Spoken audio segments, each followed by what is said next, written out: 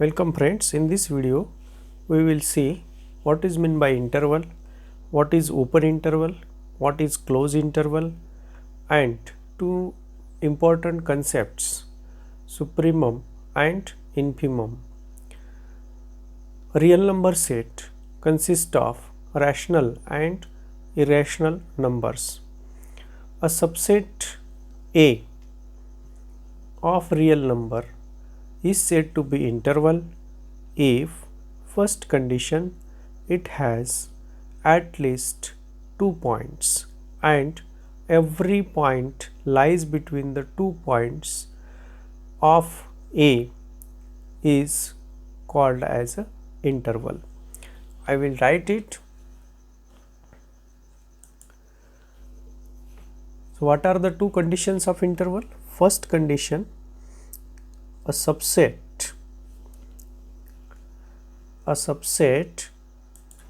A of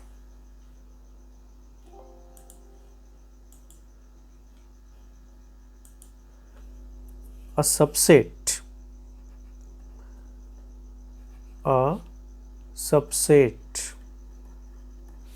A of R is interval if first condition, if A contains first one at least two distinct elements, and second condition, there is a second condition, every element lies between two members of A. These are the two conditions of an interval. Now depending on this, we know the real line. Suppose this is a real line and I have origin, then take any 2 points. Suppose this point is 1, this point is a 5, then between these 2 points and between the 1 and 5, all points 1 and 5, if A equal to, if all these points lies between, suppose we write in terms of set x such that 1 is less than x less than 5, then this is an interval. Again we write this A as, suppose all the points x such that 1 less than equal to x less than equal to 5, then this is also an interval. Now look at this first set. Here in the first set, x takes all the value lies between 1 and 5.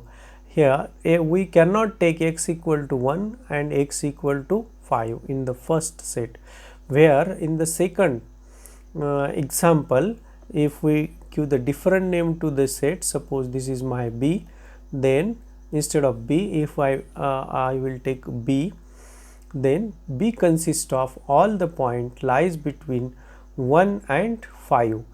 We can take here x equal to 1 and x equal to 5. So if we say these are the boundary points of the interval, then in the first first interval, boundary points are excluded, where in the second interval, second example, boundary points are included. Then first one is called as a open interval and second one is called as a closed interval. So what is the definition? In this sense, we can say that interval is open if A and B are two real numbers. If A and B are two real numbers such that A is less than B. then the set all x such that a less than x less than b. This is called as a open interval. Similarly, instead of open interval, we can say that a and b are any two real numbers such that a is less than b, then the set x such that a less than equal to x less than equal to b, then this is called as a closed set. This is called as a open set. So this is definition of open interval. This is open interval and this is closed interval. Closed interval.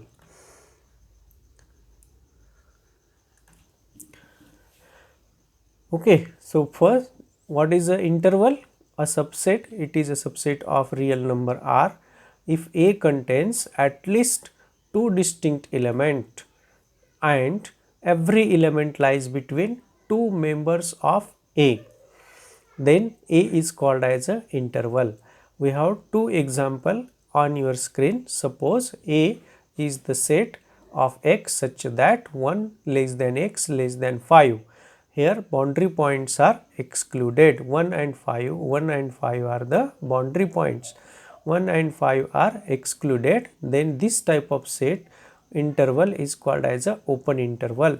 And set B, where boundary points are included. 1 and 5 are boundary points. Then this set is called as a closed interval. We generalize this, or we define this as if A and B are two real numbers such that A is less than B, then the set X such that A less than X less than B, where A and B are excluded, then it is called as a open interval. When A and B along with the points between A and B are included, it is called as a closed interval. There is another type of interval.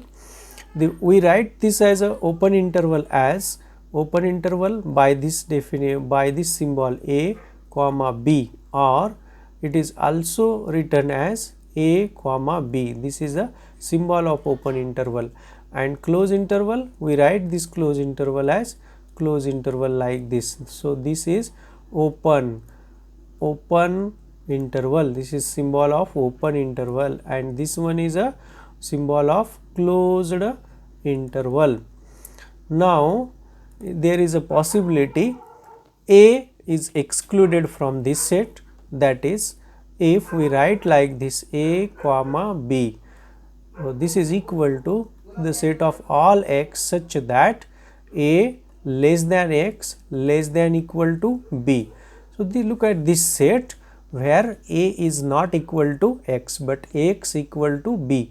We can take x equal to B in the set where A is excluded, then this type of interval is called as a semi-open or semi-closed interval. Or we may write like this, suppose A comma B, here it is equal to all x such that A less than equal to x less than B, B is excluded. This type of intervals are called as a semi-closed or semi-open intervals. So we have seen three types of intervals. First one is open interval, second one is closed interval, and third one is semi-open or semi-closed intervals. What is interval then? Interval is a subset of R. It is subset of R with two conditions. What is first condition of interval? First condition, it contains at least two members, two elements. And what is second condition? Every element lies between these two members,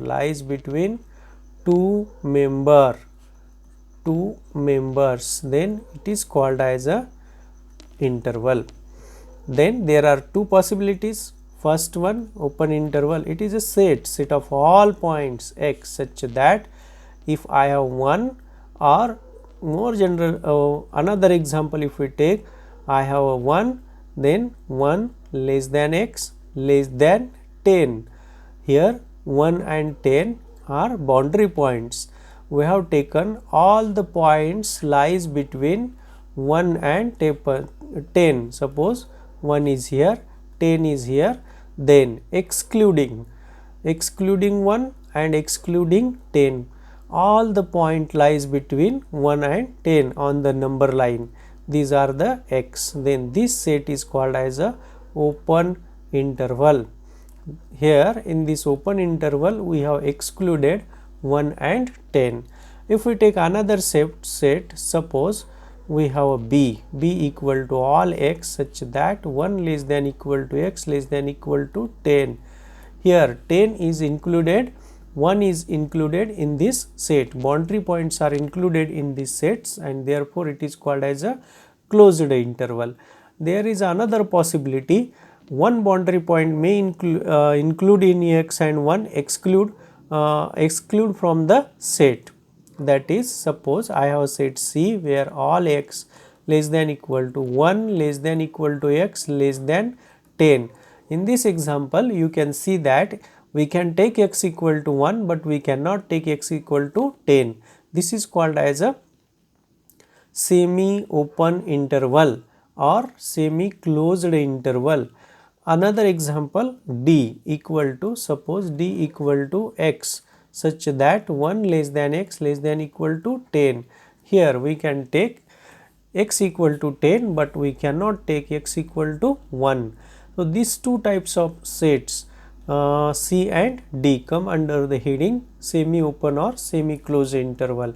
First one is a open interval, second one is a closed interval, and third one is C and D are semi open or semi closed interval. Now come to the definition of the set. What is the set? Set is well defined collection of objects. Now we are dealing with real number, therefore we take the set S. Suppose I have a set S 1, 2, 3, 4 and 5 or 4 element. If we take another set, suppose my set is S dash equal to 1, 2, 3 dash dash dash. This is a like similarly to n. Suppose I have another set S1 equal to -2, -3 dash dash dash, from this -1, 0, like this. Now in this set you can see that first one set we have a number 5 such that all the member of these sets 1, 2, 3, 4 are less than 5. I have a number, suppose we take 0, then all the member of the sets greater than 0. That means there are two numbers 5 and 0 where all the members of the sets lies between 0 and 5. Then 5 is called as the upper bound of this set. Now we define as whereas the second set we can see that 1, 2, 3 and infinite. If we take 100, then from this set S dash we have 101. We can't say that all the member of the sets are less than 100. Similarly, if we take 1000, then we have 1001 which is member of S dash which is greater than 1000, and therefore there is a no member or no number k such that all the member of S dash are less than or equal to k. But here if we take 0, then all the x are greater than equal to 0. Now see the set S1. We can take 1 where all the elements of the sets are less than 1. So there is but here there is a no number, suppose m, where all the member x of S1 are greater than equal to m. If we take minus 100, m equal to minus 100, then there is a minus 101, which is member of S1, which is smaller than m. Therefore, there is a no number m's which satisfies the conditions. This is called as a boundary of the sets or bound of the sets. We define this bound of the sets as, so let me clear first my screen, then we write the explicit definitions of bounds of the sets.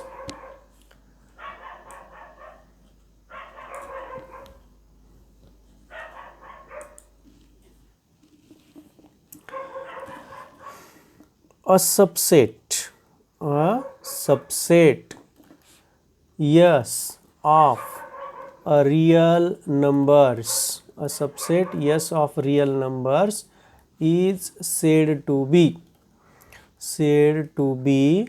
bounded above, is said to be bounded above if there exists a real number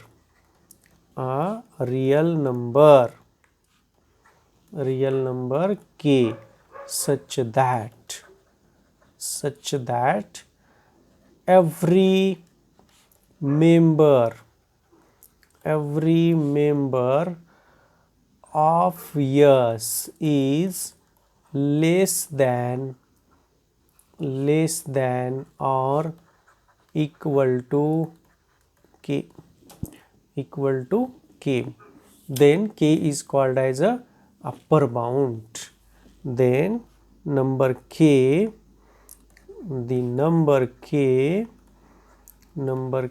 is called upper bound. Let us take the simple example. We have taken that, suppose S equal to 1, 2, 3 and 4.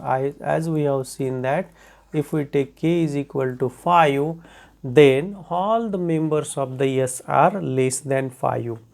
Again we can take, instead of 5, if I write S is equal to 10, then all the members of S are less than 10, then 10 is also upper bound.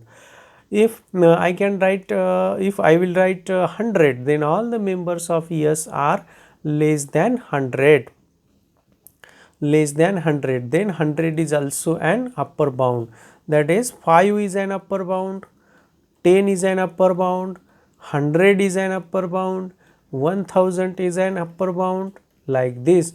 So there are infinite numbers which are upper bounds of this set. That means we have a set of upper bounds. You can see that as far as the real number concerns, we take 4.1, then you can see that 4.1, all the members of S are less than 4.1, and therefore 4.1 is also an upper bound of this set. So there are infinite number of upper bounds of this set. Similarly, if we take 0, as we have discussed, 0, all the members of the sets are greater than 0, then this set, this number 0 is called as a lower bound. Likewise, upper bound, there is an lower bound, and we define this as a subset S of real number is said to be bounded below if there exists a real number k such that every member of S is greater than or equal to, instead of less than we write greater than or equal to. Just a replacement of one word, bounded above, instead of bounded above replace bounded above, and less than replace greater than. Then we get the definition of lower bound, or so therefore we can see that what is lower bound? S is set of real number. S is said to a subset S of real number is said to be bounded below if there exist suppose capital L real number such that every member of S is greater than or equal to L. Okay, so here 0 is a lower bound. We can take 0.5. See that if we take 0.5, then all the member of S are greater than 0.5, and hence 0.5 is an lower bound of this set. Likewise, we can take -1. All the members of this set S are greater than -1. -1 is a lower bound. So that is, there are infinite number of lower bound of this set. Then we have a set of upper bound. Continuing with the similar example, we get here, suppose if we explicitly write all the upper bound of this set, then what we get? Upper bound, that is, there are infinite number of upper bound. If we write upper bounds, upper bound is a set. Upper bounds, what are the upper bounds? 4.1. Equality hold, therefore 4 is also an upper bound. 4.1 like this, 4.2, 4.3 or 4.01, these are the all upper bounds. These are all upper bounds of this set. What are the lower bound? We can write a set of lower bounds.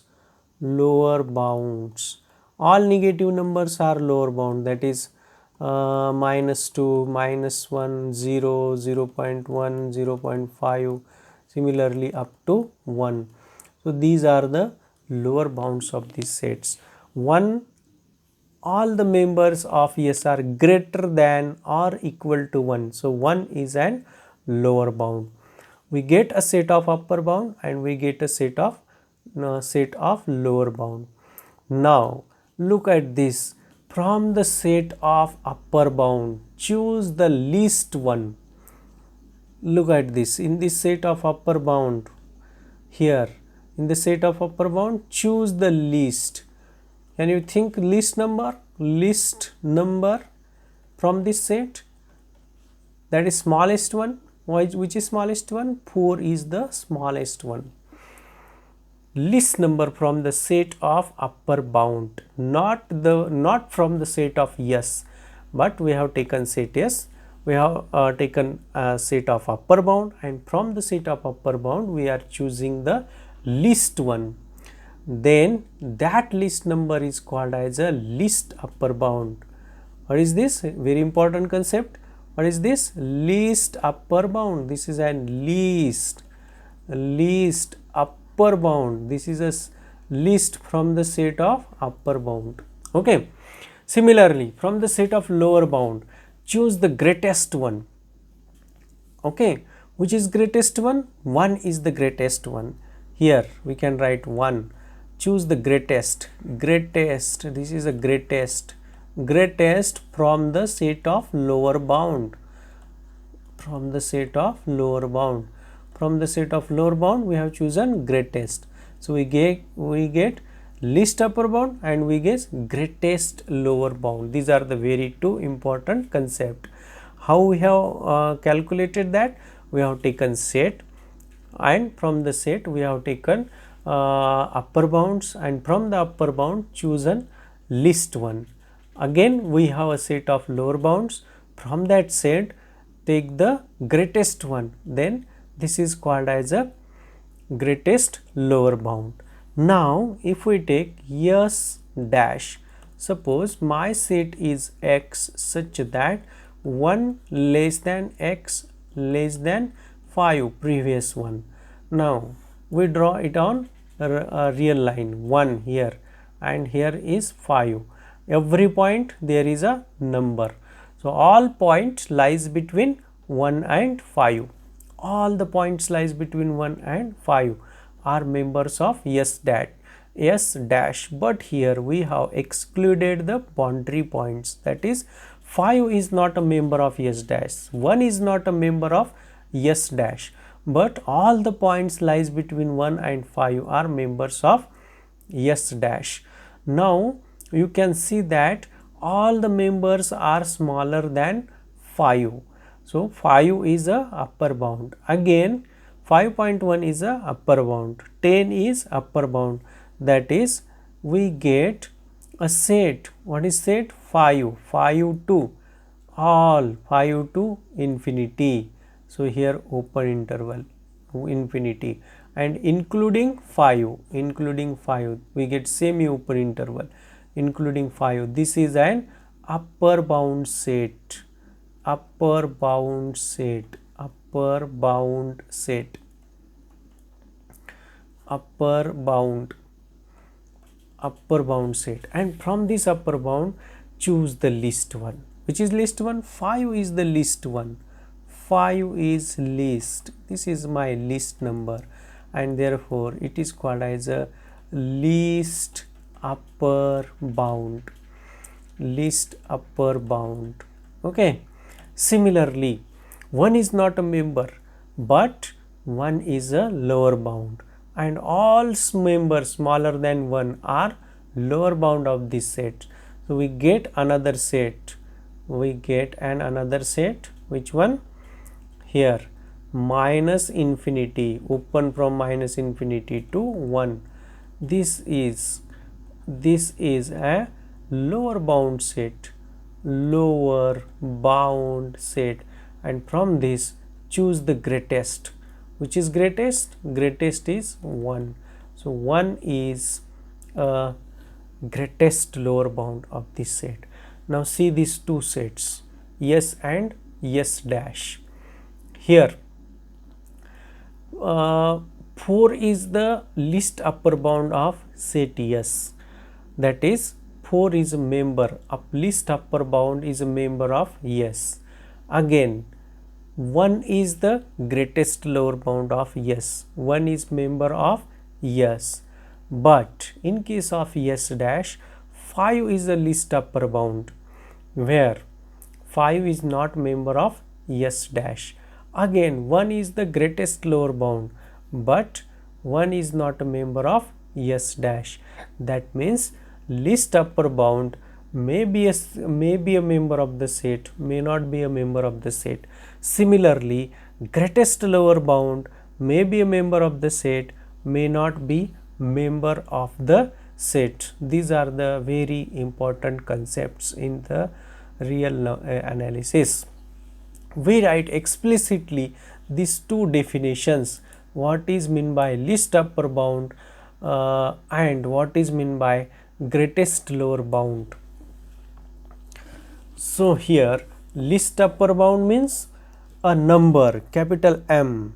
Capital M is said to be least upper bound. M is said to be least upper bound, least upper bound of S. If least upper bound means M should be an upper bound. So first condition, what is the first condition? Here all the member of X are less than or equal to M. Firstly, it is an upper bound. Okay, so all the members are less than M or equal to M. Equality may also hold. And second, no number smaller than M is an least upper bound. Second condition, no number smaller than m is upper bound.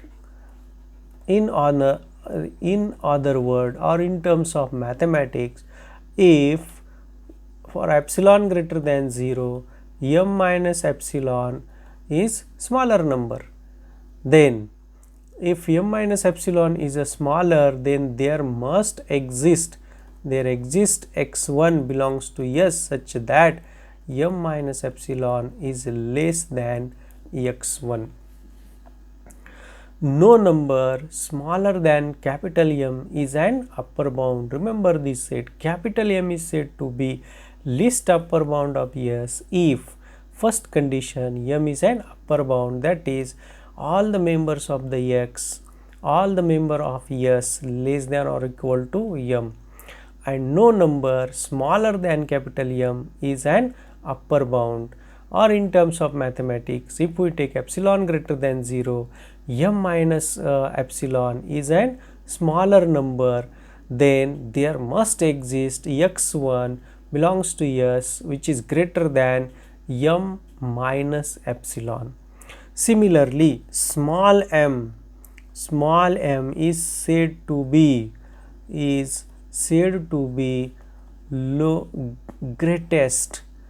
greatest lower bound of S if it is an lower bound. So what will be the first condition? It must be an lower bound. Lower bound means all the members of X should be greater than or equal to m, small m.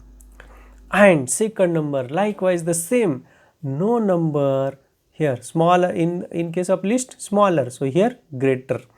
No number greater than m, small m, is an lower bound. Okay, look at this, similar, parallel, in the parallel way, no number greater than small m is lower bound. Or if we write in terms of mathematics, if epsilon greater than 0, m plus epsilon is greater than m, so there must exist at least one m such that at least one element from the set S such that y plus y is less than m plus epsilon. There must exist at least one member such that y is less than m plus epsilon. So this is the very important concepts, and it need very frequently in the proof of theorems of real analysis, that is least upper bound and greatest lower bound. M is said to be least upper bound. I am repeatedly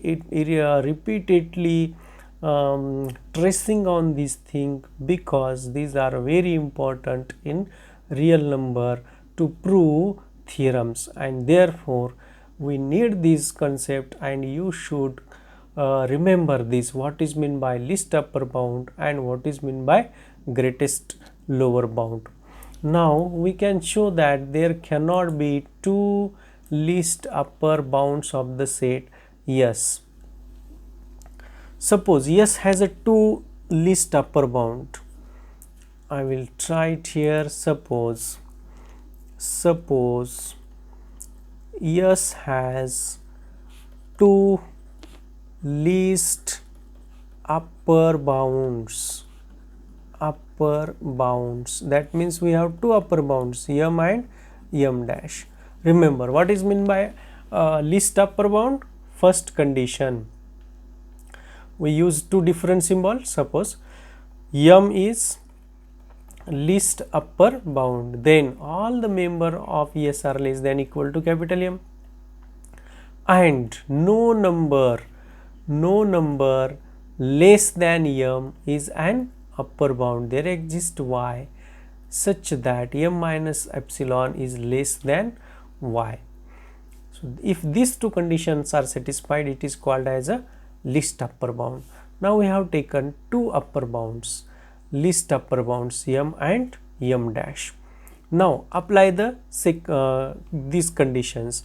M is a upper bound. M is upper bound means it is greater than any number. Therefore, m dash is less than or equal to capital M by the first condition of definition of least upper bound. Similarly, reverse the order. M is upper bound and m dash is least upper bound. Okay, here m is a upper bound and m dash is least upper bound, where m dash is least upper bound, then m is any upper bound, so we get m dash is less than equal to capital M. Now reversing the process, that means m is least upper bound and m dash is any bound, then what we get? M is any bound, is an upper bound, so we can write the same condition for m also, that means m is less than equal to m dash. Now look at these two examples. So m dash is less than equal to m is less than equal to m dash, and hence these two cannot is satisfied if and only if m equal to m dash. That means set has a unique least upper bound. Similarly, the set has unique greatest lower bound. M is not only least upper bound, but it is an unique, and therefore it is very important concept of real analysis. So friend, we have seen two important concepts: open intervals, where there are three types of intervals. One is an open, closed, semi-open or semi-closed, and then two very important concepts: least upper bound and greatest lower bound. Least upper bound is called as a supremum and greatest lower bound is called as the infimum. These two concepts are very important concepts. Thank you.